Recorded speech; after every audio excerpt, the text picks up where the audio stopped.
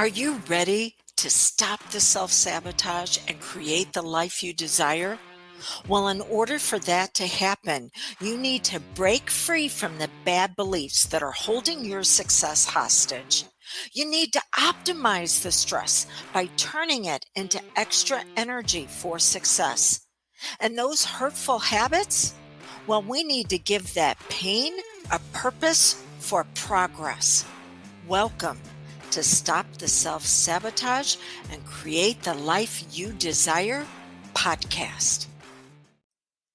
How about if you and I get into agreement on something? We quit using terms and ideology that is reserved just for abusers. Let's quit using that against ourselves. What am I talking about? I heard 3 things this past week from other coaches, mentors, and a therapist that just absolutely ticked me off. Number 1, you love to self-sabotage. Number 2, you gaslight yourself. And number 3, you attract in abusers. All right, so let's get right to it. You love to self-sabotage. You know what, dude? Screw you. No, we don't. We're in survival mode so long that it seems to be normal. And maybe every once in a while, we get a break to be able to do something, to avoid all the stress, all the emotional duress, the overwhelm. And we take it to excess. So the fact that people will tell you, well, you must love to self-sabotage, an influencer, another coach out there is telling this. For his sake, I hope he never has to experience the trauma that a lot of us have been through to discover what a bunch of bullshit that is. You don't love to self-sabotage, and neither do I. But my gosh, when you are programmed and conditioned to take care of everybody and everything else at the expense of yourself, well, guess what? That's sabotage.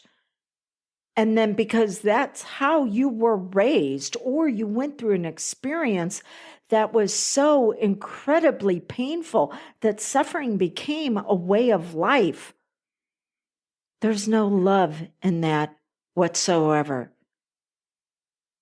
We were doing what we had to just to barely keep ourselves above water.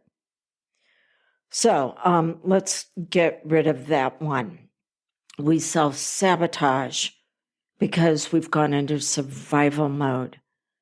And we have to have someone come along with compassion and caring and say, it doesn't have to be that way. Let's look at other ways that you can get your needs met that are actually healthy and fulfilling, but that's going to take a little bit. And until we get you stable, well, then we both understand why you continue to do this. Okay, the second one from a therapist. Yes, we gaslight ourselves. That is reserved just for abusers. So gaslighting, if you're not familiar with it, was from a movie way back, okay? And this guy wanted to make his wife think she was going crazy, so he would have the lights, and it's when they were run by gas. That's where gaslighting, the term, shows up. The gas was run by the lights. I get it. The lights were run by gas, and he would mess with the level, and so the lights would dim and flicker, and she'd be like, what's going on? And he's like, what? Nothing's going on. And then it just really escalated from there. And so this therapist was using the term that, so when an abuser uses gaslighting against you, they tell you your reality is screwed up and that you need to substitute their reality. And so this therapist was saying that, yes, we gaslight ourselves over our emotions. To hell I do, and neither do you. There is no one I know that gaslights themselves. You may deny those emotions because it's like Pandora's box. There is so much shoved in there that you know if you just open it a little bit, that you're not going to be able to control what comes out because of all the time you have spent being sabotaged by someone or a group of someone's to where what you needed, what you wanted, what was healthy for you, no, that had to be denied and their reality had to be put into place. Gaslighting is done to you. You don't do it to yourself. No, you may deny, you may suppress, you may repress, and that's the reason why you self-sabotage is because you're trying to get those needs met that have been so starved that the need is actually experiencing emotional anorexia. And so, yeah, now you just grab at whatever you can to try to get some relief, to soothe yourself, but you don't abuse yourself. And then that takes us to the last one. Well, and you've heard me say this before, you attract what you are, not what you want. But you have never done anything to attract an abuser. And whenever I went through a very short-term relationship, and the guy was a shit show, whack job, okay? Just my diagnosis. And I was working with my mentor, and I'm like, okay, what happened here? How did I wind up with someone like this in my life? And she said, because you're a good, kind, caring person. And I'm like, excuse me, no, there must be something wrong with me. I am broken. I am flawed. How did I wind up with somebody else like this in my life? And she went, because you're a good, kind, caring person. You see, manipulators and abusers are so good at what they do. That's who they look for. And she said, but this time you caught it earlier. And because they will take the best parts of you and they will weaponize it against you. And it doesn't even have to be an abuser.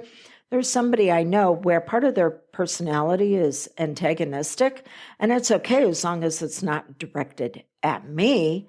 But whenever it would be, they would take the fact that I would give additional chances and that I was caring and that I was supportive, and they would actually use that against me until I finally said, you know what? No, we've had enough for a while. You don't attract abusers. Now, you look for growth and you will attract in opportunities to be able to grow.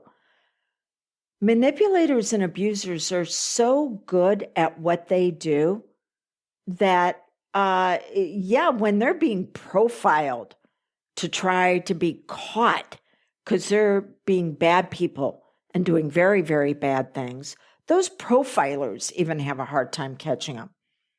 So when I say you attract what you are, not what you want, I'm saying as far as, are you programmed to see the things that are going to lead to progress? Or is it always going to be pain? Are you programmed and conditioned to say, you know what, there's a better way. I know there is. And I'm going to step forward and I will not be denied in continuing to move forward.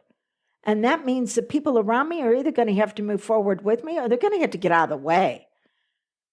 Or are you programmed to continue to make life okay, but there's always a price to be paid. and you're the one paying it. And it's now demanding way too much from you. So you don't do anything to attract in an abuser.